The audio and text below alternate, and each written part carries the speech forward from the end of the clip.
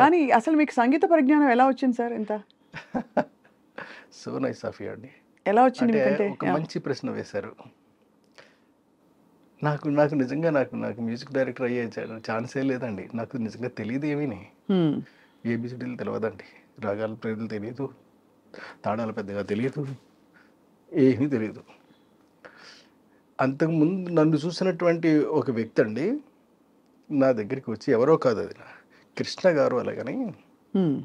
అంటే చక్రవర్తి గారి దగ్గర దాదాపుగా 200, 300 సినిమాలకు పనిచేశారండి ఆయన. హుహుహుహు. ఆయన ఒకరోజు నా దగ్గరికి వచ్చి, ఏమండి మీరు మ్యూజిక్ డైరెక్షన్ చేయండి సార్ బాగుంటుంది అన్నాడు ఆయన. నేను ఎలా చేస్తాను సార్, నా వల్ల కాదు కదా, నేను ఎలా చేస్తాను, నాకు రాగాలు తెలియదు, తడాలు తెలియదు కదా, ఏమీ తెలియదు, నేను ఎలా చేస్తాను అసలు అన్న. లేదు లేదు సార్, మీ దగ్గర ఒక ప్రత్యేకమైన క్వాలిటీ ఉంది, ఆ క్వాలిటీ తోటి మీరు చెయ్యొచ్చు సార్ అది. ఏం క్వాలిటీ సార్ అది అని అడిగా.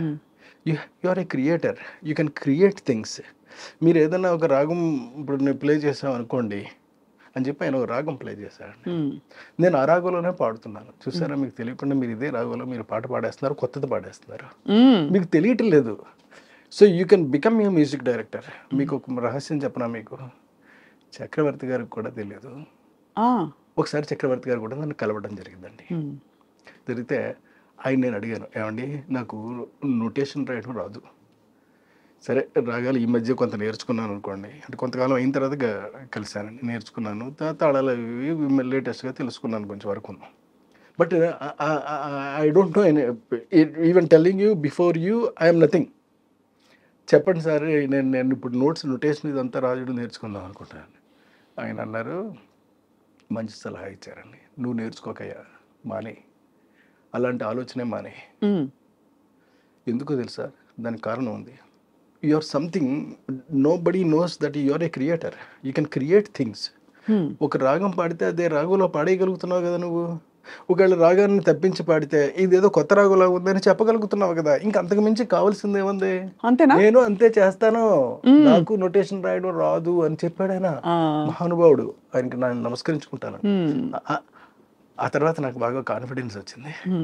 ఇక ఆ తర్వాత ఎన్ని సినిమాలో, అంటే ఇప్పుడు చెప్పినటువంటి కృష్ణ గారు ఎమ్మెల్యేల వరకు ఉండి ఎమ్మెల్యేలో చనిపోయారండి ఆయన. ఇప్పుడు తర్వాత కూడా వరుసగా హిట్లు ఇవ్వడానికి కారణం ఆయనే. నేను ఇన్ని సినిమాల యొక్క నెంబర్ ఆఫ్ హిట్స్ ఇచ్చుకుంటూ వెళ్ళాను అని అంటే కారణం కేవలం కృష్ణ గారండి. ఒక ట్యూన్ పుట్టాలనుకోండి సార్, ఇవాళ ముందు మిమ్మల్ని సంగీత దర్శకుడిగా ఎందుకు ఆవిష్కరిస్తున్నాం అంటే ఆ కోణం తెలుసుకోవాలని చాలా మందికి కుతూహలం ఉంది. ఒక ట్యూన్ పుట్టాలంటే ఎలా? ఇప్పుడు మీకు లిరిక్ వచ్చి మీరు ట్యూన్ చెప్తారా, లేకపోతే మీరు ట్యూన్ ఇచ్చి లిరిక్ ఎక్కువ ఎలా జరుగుతూ వచ్చింది? రిసెర్చ్ బేస్డ్ అండి. అంటే సాధారణంగా మిగతా వాళ్ళందరూ కూడా వాళ్ళందరూ విద్వాంసులు కాబట్టి, ఇప్పుడు కీరవాణి గారు కానీ లేకపోతే కేవి మహాదేవన్ గారు, వీళ్ళందరూ కూడా ఏం చేసేవారంటేనండి, హార్మోని పెట్టుకుని వాళ్ళు ఏదైనా ఒకటి అడిగితే దానికి అనువుగా ఒక ట్యూన్ కట్టడం కానీ లేదా ఒక కొత్త ట్యూన్ ఇచ్చేయడం కానీ చేసేవారండి. నేను అలా చేయనండి. నేను I go very deeply in the music field, in different songs అండి. వింటాను. ఇప్పుడు నేను నాకు అనువైనటువంటి రాగాన్ని ఎంచుకుంటానండి. అంటే ఒక డిఫరెంట్ కైండ్ ఆఫ్ రాగాన్ని ఎంచుకుంటాను. అంటే నాకు బాగా హార్ట్ టచింగ్ అనిపించినటువంటి ఒక రాగాన్ని ఎంచుకున్న రాగంలోంచి ఇప్పుడు అందులోంచి కష్టపడి తయారు చేస్తారండి ఒకటి. ఆ తయారు చేస్తే డెఫినెట్గా అతికేస్తాను, జనానికి అతికేస్తాను. ఎందుకంటే కరెక్ట్గా అక్కడ సిచ్యువేషన్కి మ్యాచ్ అయిపోద్ది కాబట్టి అండి. రాగాల పేర్లను తెలుసా సార్ మీకు? అంటే రాగాల పేర్లు కూడా తెలుసా, లేక జస్ట్ మీరు అనేస్తారా? లేదండి, ఇప్పుడు అంటే కొన్నిటికి మధ్య మావతని ఇవన్నీ పేర్లన్నీ తెలుసండి. తెలుసుకుని wow, that's a great thing sir. అంటే సంగీతం నేపథ్యం లేకుండా అంటే ఈ మధ్య నేర్చుకున్నాను తప్పండి, నేను సంగీత దర్శకుడు అయిన వెంటనే మాత్రం నేర్చుకోలేదు. కొంతకాలానికి నేర్చుకోవడం మొదలుపెట్టానండి. అటు ఆనంద భైరవి తెలుసు, ఇటు మోహన రాగము తెలుసు. చాలా వెరీ బ్రిలియంట్ ఇది సార్, అంటే సాహసం కూడా. బట్ మీరు చాయిస్గా అన్నీ చేయాలని అనుకున్నారా, లేక మీ బిడ్డ కాబట్టి ఆ సినిమా, లేక అలా అమరిపోయాయి అన్నీ? కాదండి, నా బిడ్డ కాబట్టే ఇది నా ఫిల్ము, నేను కథ చేస్తున్నాను, నేను స్క్రీన్ ప్లే చేస్తున్నాను, నేను మ్యూజిక్ చేస్తున్నాను, నేను సంగీతం చేస్తున్నాను, నేను డైరెక్షన్ చేస్తున్నాను. కాబట్టి నేను ఒక అద్భుతాన్ని ఎలా క్రియేట్ చేస్తాను అలాగని చెప్పేసి చాలాసార్లు నేను కష్టపడిన సందర్భాలు కూడా ఉన్నాయండి. ఉదాహరణకి మీకు చెప్తాను. మీకు 'ఎగిరే పవరములో' ఒక పాటకి ఒక అద్భుతమైనటువంటి సమయము, సందర్భము 2 వచ్చాయి. సమయం ఏమిటి అనంటే నా వల్ల కాని పరిస్థితి. ఎందుకంటే ఒక క్లాసికల్. అంటే 'శంకరాభరణంలో' శంకర శాస్త్రి గారు చేసినంతటువంటిది నాకా ఏబీసీడీలు తెలవు. నాకేమి రాగజ్ఞానం ఉంది. ఇది మన వల్ల అయ్యే పని కాదులే అని ఒక విద్వాంసుడిని పిలిచామండి. మీరు కంపోజ్ చేయండి సార్, ఈ ఒక్కదానికి మీ పేరు వేస్తాను నేను అని చెప్పాను నేను. చెప్తే ఆయన కూర్చొని కంపోజ్ చేశాడు ఆయన. నాకు నచ్చలే. ఇది కాదులే అని. మొత్తం మా యూనిట్కే నచ్చలేదండి. లేదు సార్, మీరే కూర్చొని చేసేయండి సార్ అని. అప్పుడు సరే అయితేనే అలాగని నేను ఒక రూమ్లో కూర్చునండి ఒకటి ఆలోచిస్తూ చేశానండి. ఆ చేసిన పాట మీకు చెప్తానండి. బ్రహ్మలు గురు బ్రహ్మలు గానామృత ఋషివరులు ఏదో అలా మంచి సంగీతం, మంచి లిరిక్ ఉంటుందండి. అది వేటూరు గారు రాశారండి. అద్భుతంగా రాశారండి. అలా పుట్టింది ఆ పాట. అది అంటే అలాగా కొన్ని పాటలు పుడుతుంటాయండి. అంటే చాలా క్లిష్టమైనటువంటి పరిస్థితుల్లో పుడతాయి. ఉదాహరణకి మీకు అబ్బని కమ్మని దెబ్బ అని ఉంది కదా. ఇది ఏ రాగంలో చేశాడా అంటే శివరంజని రాగంలో చేశాడు. అవును, కరెక్ట్. మీకు తెలుసు కదా. శివరంజని రాగాన్ని నేను వంట పట్టించుకునండి. శివరంజని రాగంలో మనం కూడా చేయాలి అలాగని చేశాను. నేను శివరంజని రాగంలోనే చేశాను పాట. ఆ పాట టాప్ హీరోలదండి. అందులో ఒక్కసారి వద్దకొచ్చి ముద్దులిచ్చి ఉద్ధరిస్తా, అరే తక ఝిమ్ తక ధిమిన్న డక్కల నడుములో అంటూ ఉంటుందండి ఆ పాట. అంటే ఒరిజినల్ ఏది కూడా నేను అసలు అంటే నేను ఇన్స్పైర్ అవుతానే తప్ప నేను దేన్ని కూడా చెప్పనండి. ఆ ఒరిజినల్గా ఉన్నది ఏది మాత్రం వాడను నేను. చాలా అంటే మీకు ఎంత ఎంజాయ్ చేస్తున్నారు మీ సంగీతం? సంగీతమే ఎంజాయ్ చేస్తున్నారు. రేపు రాబోయే సినిమాకి అప్పుడే ఆల్రెడీ అన్ని ట్యూన్స్ చేసేసానండి. మీరే చేశారు.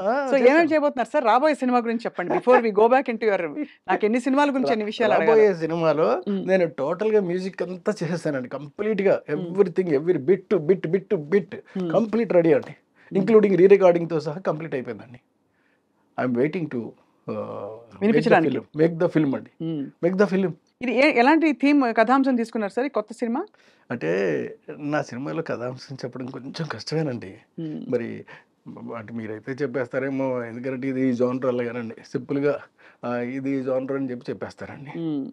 కానీ నేను అలా చెప్పలేను ఖచ్చితంగా. ఎందుకంటే ఇప్పుడున్నటువంటి నేటివిటీలో, ఇప్పుడున్నటువంటి దాంట్లో ఒక కథ జరుగుతూ ఉంటుందండి.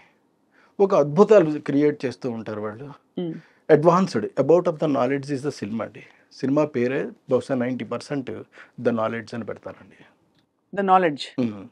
ద నాలెడ్జ్ క్లెన్స్డ్ ఫిలిమ్స్ అలాగనేది నా బ్యానర్ పేరు అండి.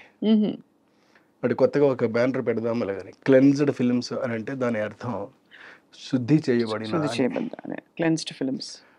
పైగా ఏదో భగవంతుడి దయ వల్ల నా నుంచి వచ్చే సినిమాలు కూడా మీరు అన్ని క్లీన్ సినిమాలే. మీరు క్లీన్ సినిమాలకి కేర్ ఆఫ్ అడ్రస్. హాయిగా సార్ ఈ మధ్య మామూలుగా యూ సర్టిఫికేట్ సినిమాలకు వెళ్ళినా, ఎక్కడో యూ బై ఏ ఏదో ఒకటి ఇచ్చినా పక్కన కూర్చుని ఎక్కడో అక్కడ కొంచెం ఇబ్బంది పడి కొంచెం బాత్రూమ్కి వెళ్ళరమ్మా అని పిల్లల్ని పంపించడం, అలాంటి సినిమాలు కామన్ అయిపోయాయి.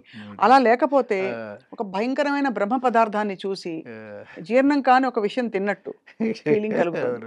సో దీనికి ఏంటి సార్ కారణం? మీరు ఎలా చూస్తారు as a completely different approach ఉన్న ఫిల్మ్ మేకర్గా? అప్రోచ్ ఉన్నటువంటి ఫిలిం మేకర్గా చెప్పమంటే మాత్రం టోటల్గా నేను సినిమాని మిగతా వాళ్ళు ఆలోచించేటటువంటి దృష్టిలో ఆలోచించనండి. ఎక్కడ అబ్సర్డిటీ ఉండకూడదు ఫస్ట్ పాయింట్. ఎక్కడ డబుల్ మీనింగ్ డైలాగ్ ఉండకూడదు సెకండ్ పాయింట్. ఆఖరికి పైవిట చెంగు తొలగినప్పటికీ కూడా దాన్ని కట్ చెప్పి నేను కూడా చెప్పనండి వాళ్ళకి, ఆర్టిస్ట్కి అండి. పక్కన ఉన్నటువంటి కో డైరెక్టర్, అసిస్టెంట్ డైరెక్టర్ వాళ్ళకి వెళ్ళి చెప్తాను, అడిగితే వాళ్ళు చెప్తారండి. అమ్మ కొంచెం పైవిట అని అలాగే తీస్తాను సినిమాలు.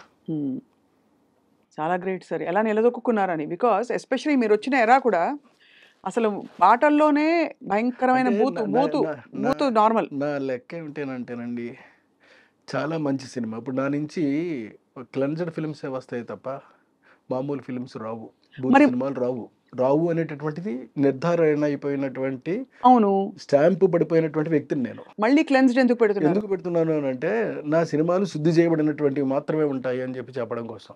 హ్మ్. అంచేత దాని బ్యానర్ పేరు అది పెట్టుకుంటాను. బ్యానర్ పేరు ఏదైనా పెట్టుకోవచ్చు కదా. ఇంతకుముందు పెట్టుకోవచ్చు. మనీషా ఫిల్మ్స్ పెట్టుకున్నానండి. అవును. మనీషా, అవును, కరెక్ట్. అవును, మనీషా